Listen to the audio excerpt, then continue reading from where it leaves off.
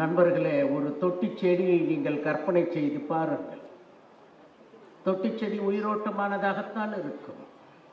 தொட்டி செடி உங்கள் நிறத்துக்கேற்ற இலைகளை தருவதாக கூட இருக்கும். உங்கள் கைக்கு வசதியான ஒரு குடுவையிலே அதற்கு தண்ணீர் ஊற்றலாம். வேண்டுமானால் உங்கள் இருக்கைக்கு பக்கத்தில் வைத்துக் கொள்ளலாம் அல்லது அந்தரத்தில் தொங்க விடலாம். ஆனால் செய்தி என்ன தெரியுமா?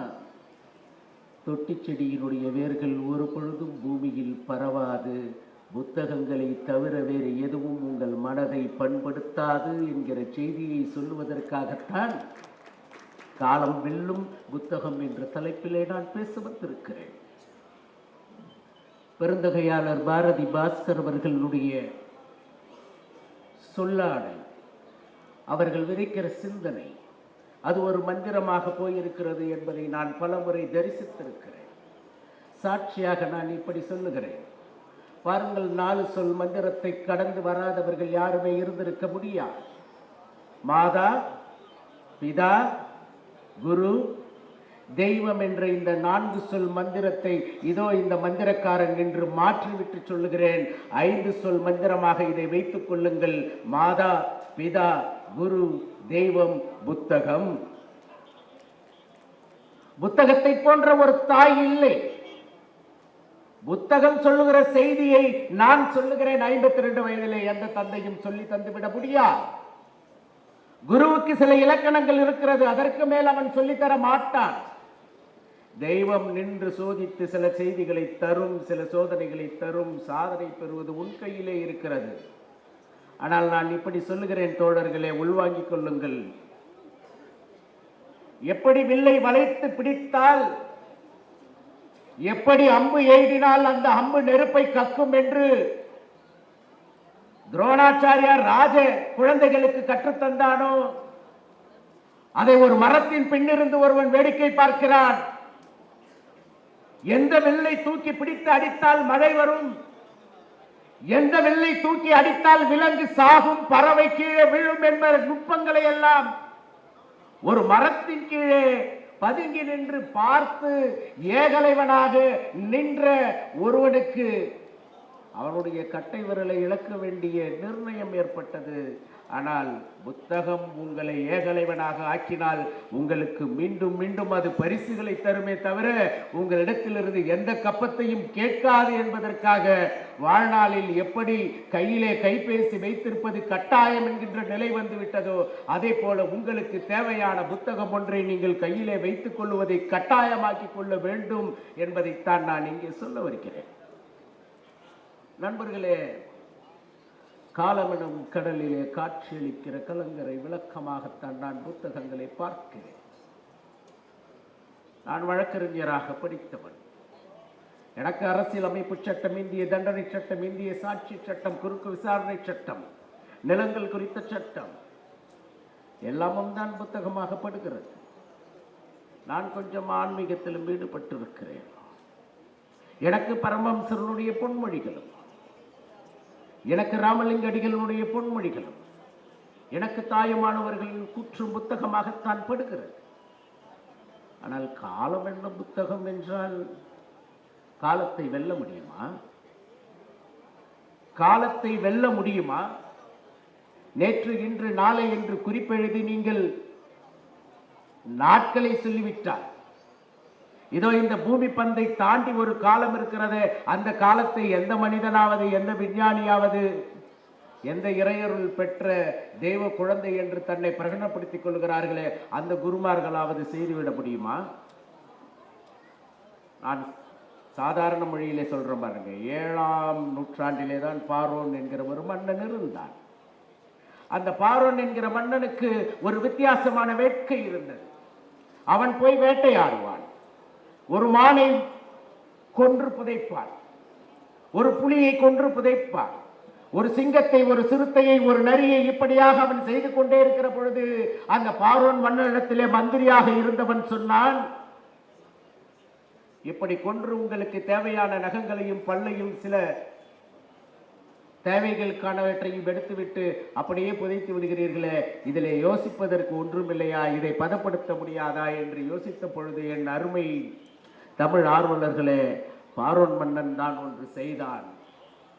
விலங்குகளை உரித்து அதனுடைய தோலை பதப்படுத்தி அந்த தோலிலே அவன் எத்தனை மிருகங்களை வேட்டையாடினான், எத்தனை பறவைகளை வீழ்த்தினான், எத்தனை நிலங்களை அபகரித்தான், எத்தனை பேர் அவனுக்கு கப்பம் கட்டுகிறார்கள் என்பதையெல்லாம் குறித்து வைத்துக் கொண்டே இருந்தான். இப்பொழுது அவனுக்குள் படிப்பினுடைய வாசம் உள்ளே வர ஆரம்பித்தது. அவன் தான் முதலில் அப்படி எழுதப்பட்டவற்றை எல்லாம் பாதுகாத்தான். அப்படி பாதுகாத்த இடத்திற்கு அவன் ஒரு பெயர் வைத்தான். அந்த பெயர் தான் நீங்கள் குறிப்பெடுத்துக் கொண்டு செல்ல வேண்டிய பெயர். அப்படி பார்வோன் மன்னன் தன்னுடைய குறிப்புகளை எழுதிய அந்த விலங்குகளின் தோளால் எழுதப்பட்ட புத்தகத்திற்கு அடுக்குகளுக்கு என்ன பெயர் தெரியுமா? மன நல நிலையம். 7ஆம் நூற்றாண்டில் ஒரு புத்தகத்தை படித்தால், ஒரு குறிப்பை படித்தால் உன்னுடைய மனம் தூய்மைப்படும், உன்னுடைய மனம் புத்தாக்கமாக்கப்படும், புது அகம் உனக்குள் உருவாகும். அதுதான் புத்தகம் என்பதை கணித்தானே, அந்த புத்தகம் தான் காலம் வெல்லும் என்கிற செய்தியை சொல்வதற்காக நான் சொன்னேன். எத்தனை காலம் இதோ நடந்து வந்துவிட்டோம், 7 நூற்றாண்டுகளுக்கு பிறகு. அன்றிலிருந்து இன்று வரை ஒரு புத்தகத்தை இதோ இந்த புத்தகம் தான் காலம் வெல்லும் புத்தகம் என்று சொல்லிவிட்டு போய்விடக்கூடிய அளவிற்கு ஒரு சொற்பொழிவாளராக என்னால் நிற்க முடியவில்லை. ரொம்ப இலக்கியமாக சொல்லுகிறேன் பாருங்கள். சந்திரமதியினுடைய தாலி தெரியும்ல, கணவனை தவிர வேற யாருக்கும் தெரியாத சந்திரமதியினுடைய தாலியை நீங்கள் மனதில் வைத்துக் கொள்ளுங்கள். கணவனை தவிர வேறு யாருக்கும் தெரியாத சந்திரமதியின் தாலியை போலத்தான் நீங்கள் படிக்கிற புத்தகத்தில் நீங்கள் உணர்ச்சி பூர்வமாக அறிவுபூர்வமாக படிக்கிற பொழுது கொடுக்கிற சொல்லின் பொருள் இருக்கிறதே, அதை இன்னொரு மனிதனால் படித்துவிடவே முடியாது என்கின்ற நிலைத்த தன்மையை புத்தகம் கொண்டிருக்கிற காரணத்தினாலே தான் இதோ இந்த இடத்திலே நான் ஒரு வழக்கறிஞராக நின்று காலம் வெல்லும் புத்தகம் என்று நான் சொல்லுகிறேன். ஒரு காலம் ஒரு மாமனிதனாலும் ஒரே புத்தகத்தில் எழுதப்பட்ட ஒரு வாக்கியத்தில் ஒரு சொல்லில் அதனுடைய பொருளை மீண்டும் அதே பொருளாக பார்த்துவிடவே முடியாது. சட்டத்தில் சொல்லுவார்கள் interpretation in between the lines. வரிகளுக்கு உள்ளாக, வார்த்தைகளுக்கு உள்ளாக, மொழிகளுக்கு உள்ளாக, பயன்படுத்துகிற சூழலுக்கு உள்ளாக எந்த இடத்தில் யாருக்கு நீ அதை சொல்லுகிறாய்? குரு சீடனுக்கு சொன்னால் அது வேறு பொருள், தந்தை மகனுக்கு சொன்னால் அது வேறு பொருள், தாய் மகளுக்கு சொன்னால் அது வேறு பொருள், அக்கால் தங்கைக்கு சொன்னால் அது வேறு பொருள், அண்ணன் தம்பிக்கு சொன்னால் அது வேறு பொருள் என்பதாக ஒரு சொல் பல மாய வித்தைகளை படைத்துக் கொண்டே இருக்கின்ற காரணத்தினாலே தான் பேரறிவாளர் ஓஷோ சொன்னான், இந்த மாபெரும் புத்தக கடலிலே ஓஷோவுடைய புத்தகங்கள் அடுக்கி வைக்கப்பட்டிருக்கிறது. ஏதோ நான் சொல்ல போகிற வாசகம் ஏதோ ஒரு ஓஷோவுடைய புத்தகத்தினுடைய பக்கங்களிலே ஒளிந்திருக்கிறது, எழுதி வைத்துக் கொள்ளுங்கள். ஓஷோ சொல்லுகிறான், தயவு செய்து எந்த சொல்லையும் எழுத்தாக்காதே, தயவு செய்து எந்த சொல்லையும் நீ எழுத்தாக்காதே, அது வெறும் எழுத்தளவில் நின்று விடும். உன்னுடைய சொல்லிலே வீரியம் இருந்தால், உன்னுடைய சொல் பாறையிலே போடப்பட்ட விதையாக இருந்து ஏதோ ஒரு மழையிலே முளைத்து செடியாக வளரக்கூடிய பேராற்றல் படைத்த மந்திர சொல்லாக இருந்தால் அதை எழுத்தாக்குவதற்கு ஒருவன் வருவான். அப்படித்தான் மகாபாரதம் வந்தது பெரியவர்களே. வியாசர் எழுதினான் என்றால் வியாசரா எழுதினான், வியாசர் சொல்லி விநாயகன் எழுதினான் என்றால் விநாயகனா எழுதினான். விநாயகனுக்கு அவருடைய தந்தத்தில் ஒன்று நஷ்டம், காலம் எழுதியது மகாபாரதம், அதனால் தான் மகாபாரதம் நின்றது. நான் இப்படி சொல்லுகிறேன் பாருங்கள். கண்ணால் காண்பதும் பொய் என்கிற தத்துவத்தை மகாபாரதத்தில் எந்த இடத்தில் ஒழித்து வைக்கிறான் என்றால், என்னுடைய அற்புதம் நிறைந்த மாவீரனாக நிற்கின்ற கர்ணன் அன்றைக்கு என்னுடைய தன்மானத்திற்கு ஒரு இழுக்கு வருகிற பொழுது இதோ நான் நிற்கிறேன், என்னுடைய படைபலத்தை, என்னுடைய ஆன்ம பலத்தை, என்னுடைய மனித நேயத்தை, என்னுடைய போர் திறத்தை, என்னுடைய வீரத்தை, என்னுடைய பேராற்றலை, என்னுடைய தந்திர புக்தியை உனக்கு தருகிறேன் என்று சொன்ன மாத்திரத்தில் இதோ உனக்கு அரண்மனை தருகிறேன் என்று சொன்னானே, அந்த அரண்மனைக்குள்ளே சொந்த மனைவி இடத்திலே அவன் விளையாடி கொண்டிருக்கிற பொழுது அவளுடைய இடுப்பு மணியை அறுத்த பொழுது அவன் சொன்னான், எடுக்கவோ கோர்க்கவோ. கண்ணால் கண்டவுடன் நீ எப்படி என் மனையாளுடன் விளையாடினாய் என்று கேட்காத தத்துவத்தை மகாபாரதம் ஒழித்து வைத்திருந்தது. தயரதன் வந்துங்க சப்தபேதம் தெரிந்த மிகப்பெரிய ஞானி. இதோ நாம் பேசிக் கொண்டிருக்கிற பொழுது ஒரு வாகனம் செல்கிறது என்றால் அந்த வாகனம் எத்தனை சக்கரங்கள் பொருத்திய வாகனம், அது எத்தனை கிலோமீட்டருக்கு சென்று கொண்டிருக்கிறது, இங்கிருந்து அம்பெடுத்து எழுதினால் அதை எந்த இடத்திலே வீழ்த்திவிட முடியும் என்பதை உணர்ந்தவன் தயரதன். ஆனால் காதால் கேட்பது பொய்தானே. சரவணன் கண் தெரியாத தன்னுடைய தாய் தந்தையர்களுக்காக தண்ணீர் எடுப்பதற்கு ஒரு குளத்திலே போய் தண்ணீரை மெல்லுகிற பொழுது அது யானையினுடைய சத்தம் என்று அவன் அடித்தான் அம்பை. நின்று கொன்றது தெய்வம். புத்திர சோகத்திலே தான் தயரதன் மாண்டான். இப்பொழுது நான் இப்படி சொல்லுகிறேன், கண்ணால் காண்பது பொய், காதால் கேட்பது பொய் என்பதை இலக்க நமக்கு இதிகாசங்கள் சொல்லி தந்தது என்பதால் இதிகாசம்தான் காலம் வெல்லும் புத்தகம் என்று நான் சொல்லவா? ஆயிரம் பேர் இருக்கிறார்கள் நண்பர்களே. தரையில் அமர்ந்து கொண்டு தமிழுக்கு தங்க நாற்காலி செய்த புதுமை பித்தன் சொன்னான்.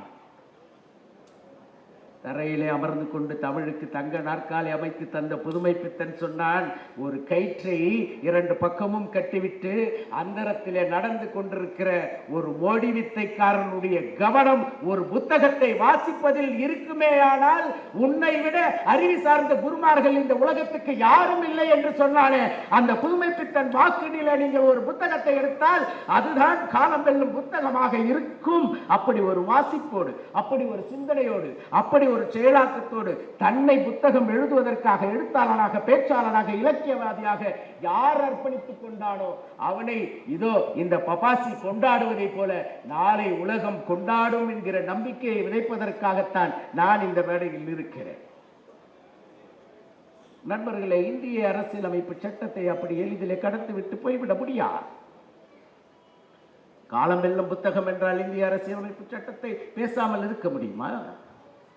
நான் இப்படி ஒரு 5-6 வரிகளில் சொல்லுகிறேன் பாருங்கள். செல்போன் வந்ததற்கு பிறகு எழுதுகோள் என்பது பயனற்று போகிற நிலைக்கு வந்துவிட்டது. செல்போனிலே தான் எல்லாவற்றையும் அடிக்கிறார்கள். ஒரு தட்டச்சு செய்வதற்கு கூட செல்போனை பயன்படுத்துகிறார்கள். நான் எங்கள் சட்டக்கல்லூரியிலே முதுகலை சட்ட மாணவர்களுக்கு பாடம் எடுக்கிற பொழுது கேட்பேன், யாராவது 3 பக்கம் ஆங்கிலத்திலே எழுதிவிட்டால் அது சரியா தவறா என்று கூட நான் பார்க்க விரும்ப மாட்டேன். 20க்கு 20 மதிப்பெண் தருவேன் என்று நான் சொல்லுவேன். 3 பக்கத்தை கூட எழுத முடியாத இந்த நாட்டிலே நண்பர்களே, வெறும் விளக்கு வெளிச்சத்திலே 46,000 பக்கம் எழுதி இந்திய அரசியல் அமைப்பு சட்டத்தை வடிவமைப்பு தந்த டாக்டர் B.R. அம்பேத்கர் அவர்களை நீங்கள் ஒதுக்கிவிட்டு காலம் வெல்லும் புத்தகத்தை பேச முடியாது. அந்த மனிதன் சட்டம் படிப்பதற்காக மேல் நாட்டிற்கு செல்லுகிறார். அந்த நாடு எப்படி இருக்கும் என்று உங்களுக்கு தெரியும். நான் சுருக்கமாகவே வருகிறேன். குளிர் பிரதேசம் நிறைந்த நாடு. நீங்கள் சாலையிலே அப்படி எளிதாக கடந்துவிட முடியாது. உங்களுடைய மேல் அங்கிகள் ரோமம் நிறைந்ததாக இருக்க வேண்டும். இல்லை என்றால் குளிரிலே நடுங்கி நீங்கள் செத்து போவீர்கள். அங்கு ஒரு அனுகூலம் இருந்தது. லண்டன் பல்கலைக்கழக நூலகத்தில் வெப்பமாக இருப்பதற்கான ஹீட்டர் என்று சொல்லக்கூடிய அந்த கருவி பொருத்தப்பட்டிருந்தது. காலை 8 மணிக்கு நூலகம் திறக்கும், மாலை 8 மணிக்கு நூலகம் மூடப்படும். என் அருமைக்குரியவர்களே, வாழ்நாளில் எவன் தத்துவ தலைவனாக, எவன் காவிய தலைவனாக, எவன் காலம் போற்றக்கூடியவனாக இருக்கிறான் என்பதற்காக சொல்லுகிறேன். B.R. அம்பேத்கரை பார்த்து அந்த ஆங்கிலேய நூலகர் சொன்னார், உனக்கு மேலங்கி போடுவதற்கு வக்கில்லை.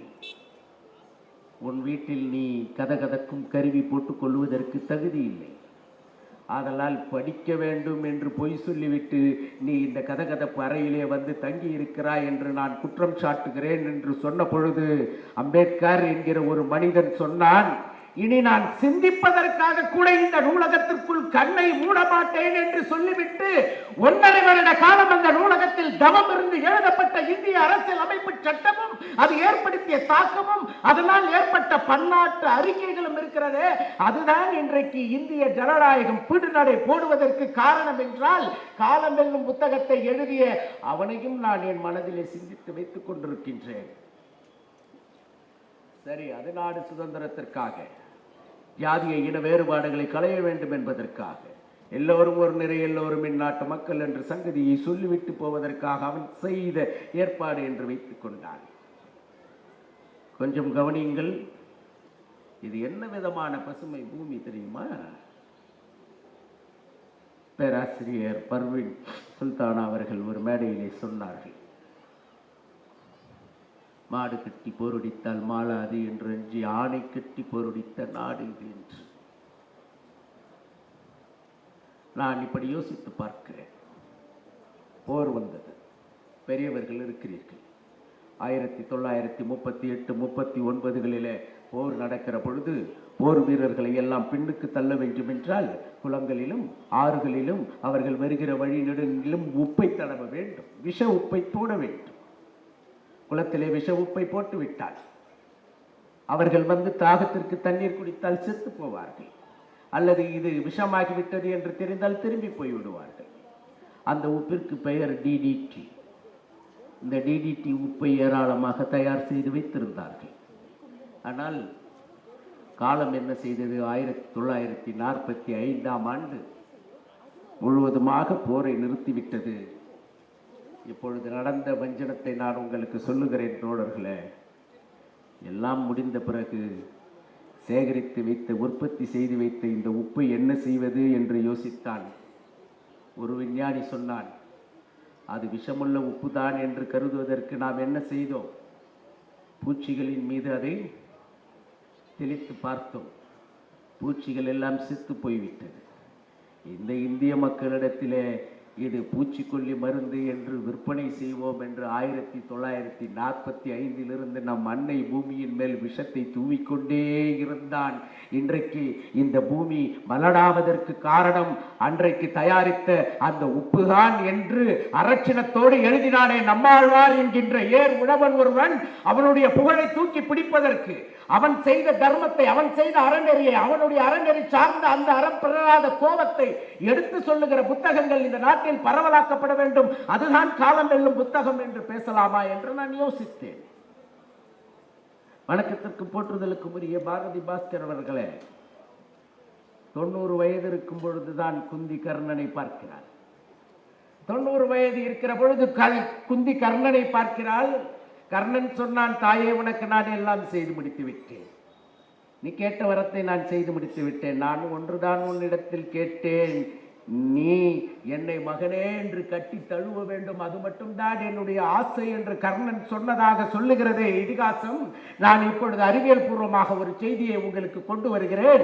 90 வயது நிறைந்த குந்தி தள்ளாடி தள்ளாடி தள்ளாடி கர்ணனுடைய உயிரற்ற அந்த சடலத்தை பார்த்துவிட்டு, கர்ணா என் மகனே என்று அழுத பொழுது அவள் மார்பில் இருந்து பால் வந்தது என்று எழுதப்பட்ட இலக்கியம் இருக்கிறது.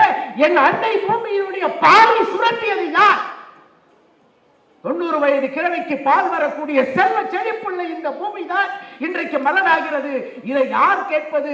இந்த புத்தகங்கள் ஏன் பரவலாக்கப்படவில்லை என்கின்ற அந்த செய்தியை நான் இங்கே சுமந்து வருகிற பொழுதுதான் காலம் வியக்கும் புத்தகம் எது என்று என்னால் அடுக்கவே முடியவில்லை.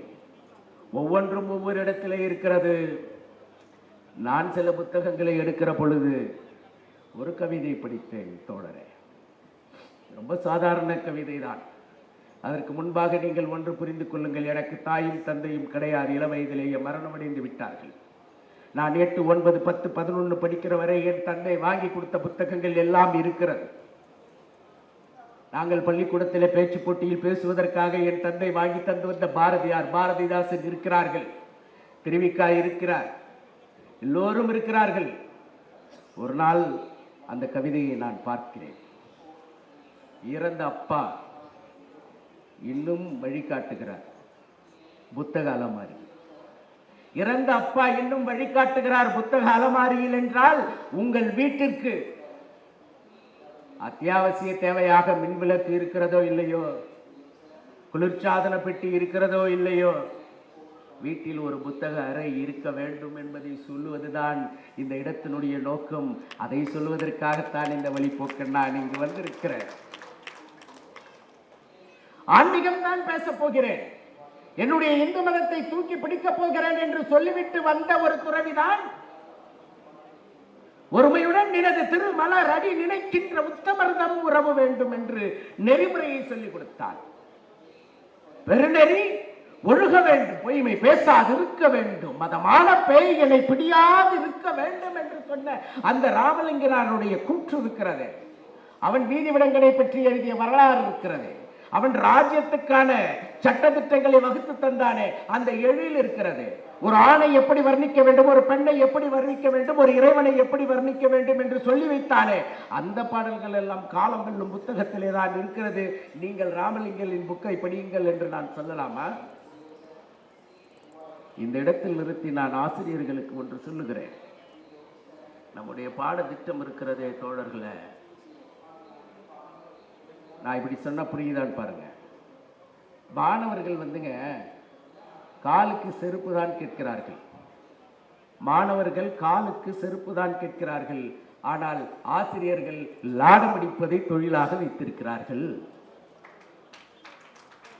நீ லாடம் அடித்து அவனை நறுக்கிவிட்டு 2+2 தான் என்று சொல்லிக் கொடுப்பதிலே என்ன லாபம் இருக்கிறது என்பதை நான் ஒரு வழிபோக்கனாக இன்று கேட்கிறேன்.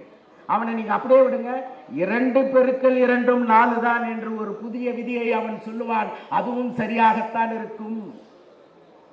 மாணவனுக்கு ஏற்ற பாடத்திட்டங்கள் அமைந்த புத்தகம் வேண்டும், அதுதான் காலம் வெல்லும் என்று நான் சொல்லுவதா? நான் ஏன் இதை சொல்லுகிறேன் என்றால் தோழர்களே, நதி மிகவும் பழமையானதுதான், கங்கை மிகவும் பழமையானதுதான், எரியூட்டக்கூடிய பிணங்கள் அங்கு மிதக்கிறது என்பதும் உண்மைதான், பல கழிவுகள் அதில் சேருகிறது என்பதும் உண்மைதான். நதி பழையதுதான். ஆனால் அதற்கு ஏன் புனிதமான நதி என்று பெயர் என்றால் புது வெள்ளம் போய்கொண்டே இருப்பதினால்தான் நதி என்பது புதியதாகவே இருக்கிறது. புத்தகமும் அப்படித்தான். ஒவ்வொரு முறையும் நீங்கள் படிக்கிற பொழுது புதிய புதிய சொற்களை உங்களுக்கு பெரும் அகராதியாக விரித்து தந்து கொண்டே இருக்கின்ற காரணத்தினாலே புத்தகங்கள் உங்களை ஒழுங்குபடுத்துகிறது. சில நேரம் புத்தகங்கள் நமக்கு பிடிப்படாதுங்க.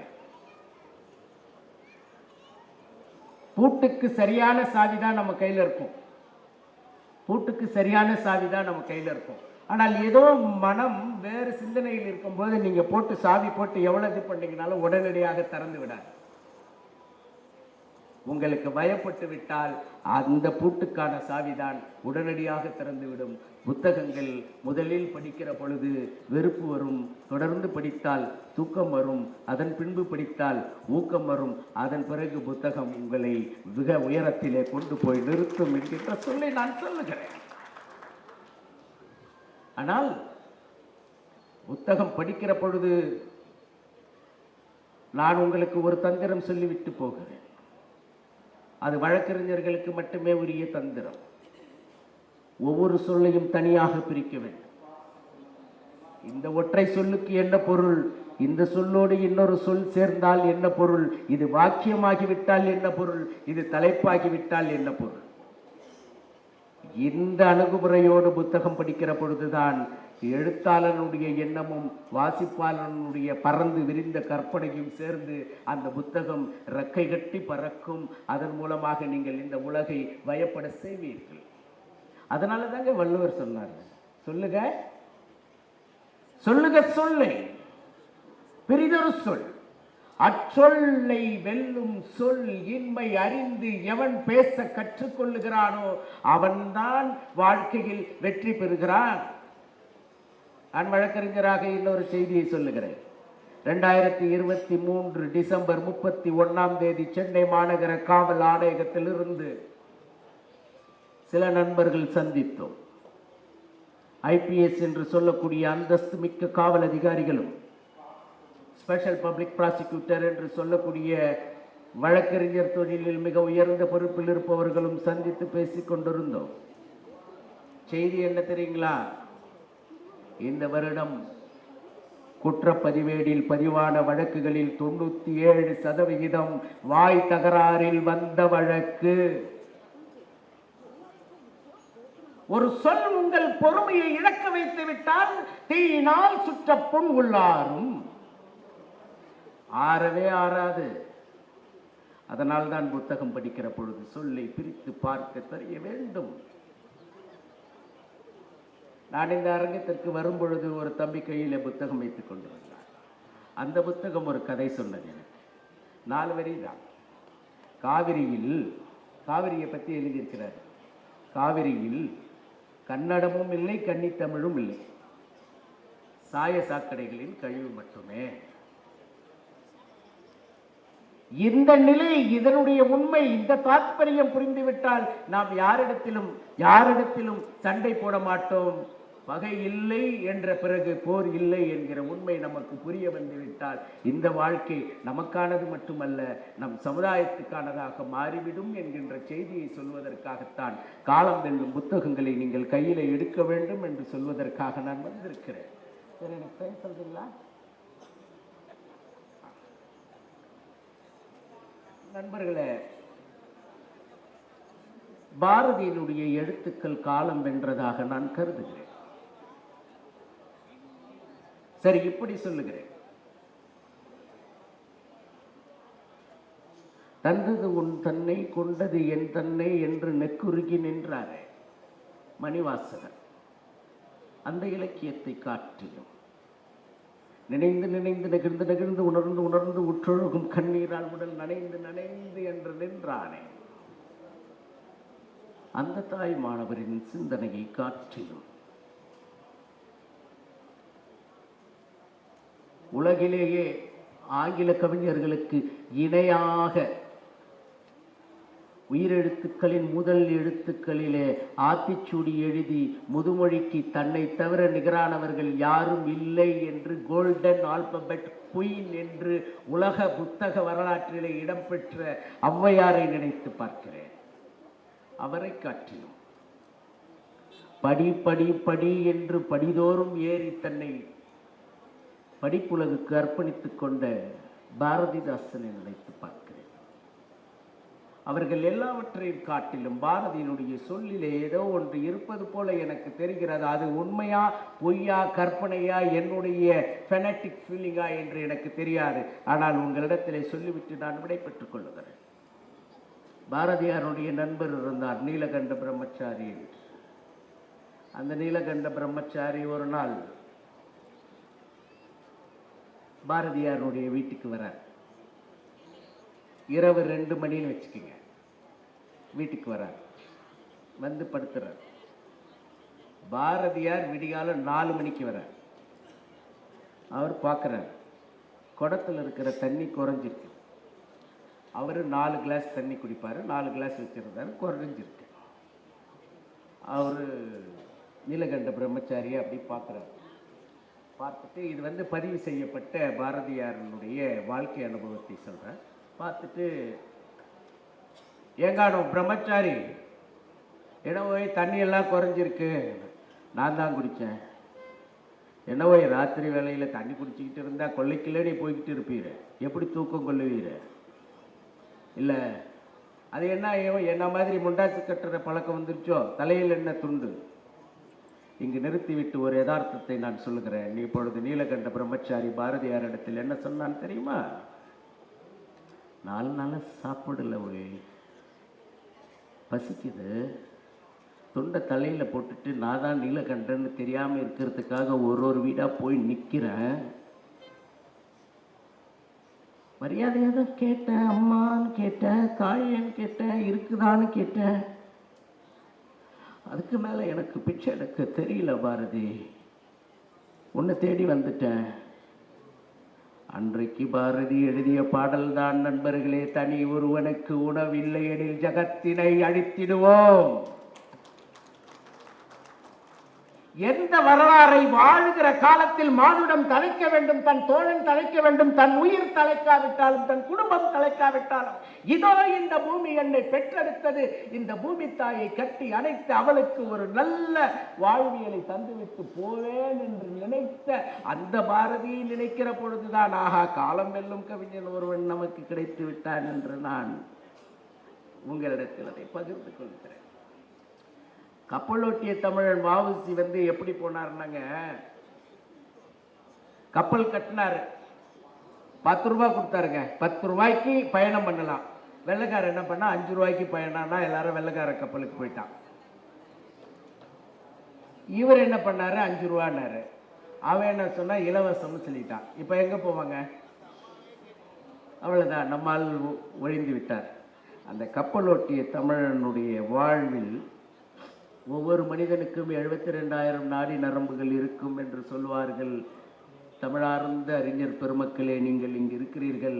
72,000 நாடி நரம்புகள் கப்பலோட்டிய தமிழனின் உடலில் இருந்ததா என்று தெரியவில்லை. ஆனால் 72,000 நோய்கள் அவனிடத்தில் இருந்தது. அவன் எப்பொழுதும் திருவாசகம் தான் கேட்பான். அந்த நோயினுடைய புண்ணினுடைய வலி குறையாமல் இருப்பதற்காக நமச்சிவாய வாழ்க, நாதன் தாள் வாழ்க, இமைப்பொழுதும் என் நெஞ்சில் நீங்காதான் தாள் வாழ்க, கோகடியாண்ட குருமனிதன் தாள் வாழ்க. இந்த பாடல் வரி கேட்கிற பொழுதுதான் அவன் உடம்பில் இருக்கிற புண்ணுக்கு மருந்து தடவ முடியும். நண்பர்களை, அவன் மரணப்படுக்கைக்கு வந்த பிட்டு இந்த பாட்டை நிறுத்துங்கன்னு சொல்லிட்டான். இந்த பாட்டு வேணாம். சரி, என்னதான் வேணும் உங்களுக்கு? நான் மரணிக்கிற வரை இனி பாரதியின் பாடல் ஒன்றையே நான் கேட்டுக்கொண்டு செத்து போய்விடுகிறேன் என்று இந்திய போராட்ட வீரன் ஒருவனுடைய மனதிலே ஒரு நெருப்பு பொறியை தூக்கி போட்டு வைத்திருக்கிறான். பாரதி என்கிற ஒரு மானிடன் என்றால் அவன் புத்தகம் உங்கள் கைகளிலே இருக்க வேண்டும் என்பதற்காகத்தான் இந்த சத்திய வாக்கை நான் இங்கே வந்து பேசிக் கொண்டிருக்கிறேன். பாரதியினுடைய எந்த பாடலை அவன் கேட்டான் தெரியுங்களா?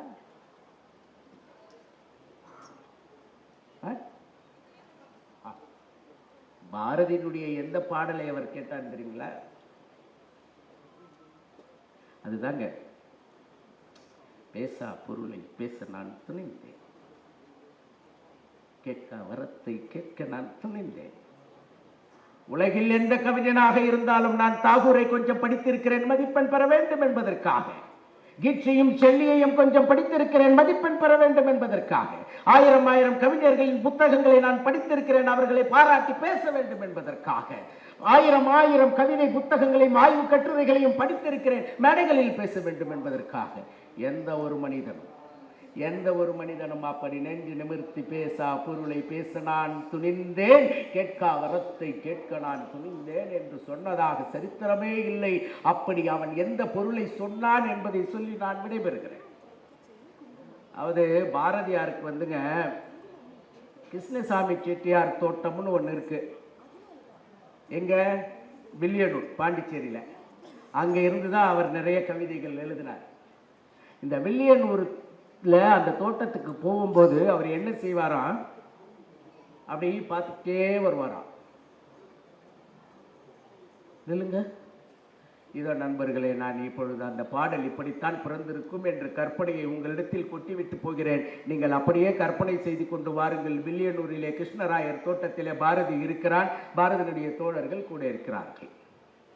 நீ பார்க்கிறான், இல்லைங்க ஓய், அதை கேட்குது பார். அந்த குயில் என்ன சொல்லுது தெரியுமா? சாவுக்கு அடுத்து என்ன ஓய்? ரிஷிபம். அது என்ன ரிஷிபம்? ஒத்த சொல்லல சொல்லு ஓய், ரி. குயில் அதை சொல்லி இருக்கிறது. நான் இந்த சங்கதியில ஒரு பாட்டு எடுக்க போகிறேன். காற்று அசைகிறது, மரம் ஆடுகிறது. அப்பா நில்லப்பா. மரம் ஒரு சங்கீதத்தை அந்த குயில் சொல்லிவிட்டதற்காக அதை தாளாட்டுகிறது. இந்த தாளாட்டை ரசிக்க பாரதி, இறப்பா எழுதிவிட்டேன், நான் இன்னும் ஒரு மேடையில் இதை விவரமாக சொல்லுகிறேன். பாரதியினுடைய பாடலை மட்டும் சொல்லுகிறேன். பேசா பொருளை பேச நான் துணிந்தேன், கேட்கா வரத்தை கேட்க நான் துணிந்தேன். மண் மீதுள்ள மக்கள், பறவைகள், விலங்குகள், பூச்சிகள், புற்புண்டு, மரங்கள் யாவும் என் வினையால் இடும்பை தீர்ந்தேன். இதற்கு கரெக்ட். எல்லா மனிதர்ல இருந்து எல்லா உயிர், ஓர் உயிரிலிருந்து 6 அறிவு உள்ள எல்லாருக்கும் அவர் துயர் தீர்ந்து விட வேண்டும் என்று கேட்கப் போகிறேன். நான் பேசா பொருளை பேச நான் துணிந்தேன், கேட்க வரத்தை கேட்க நான் துணிந்தேன். அடுத்து சொல்றான் பாருங்க.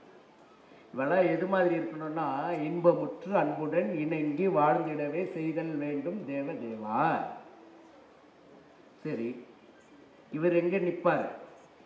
ஞான ஆகாசத்தின் நடுவே நின்று நான் பறந்து விரிந்த இந்த வான்வெளியிலே சூரியனுக்கும் சந்திரனுக்கும் சரி பாகையான இடத்திலே ஞான ஆகாசத்திலே நின்று நான் பூமண்டலத்தில் அன்பும் பொறையும் விளங்குக.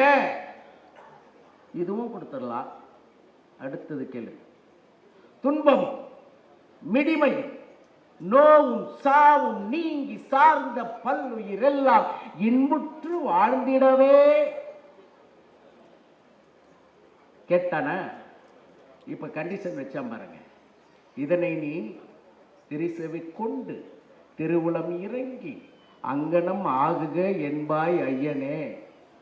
ஓகே, ஒரு பெட்டிஷன் கொடுத்தாரு, சாங்ஷன் ஆயிடுச்சு. அடுத்து சொல்றாரு பாருங்க, இந்த நீதிமன்றத்தில் தீர்ப்பு எழுதிட்டாங்கன்னா ஜட்ஜ்மெண்ட் ரிசர்வ்டு என்று சொல்லிடுவாங்க. அதை இன்னொரு நாள் தான் அறிவிப்பாங்க. ஆனால் இவருக்கு இப்போவே வேணுமா? அது சொல்றாரு பாருங்க.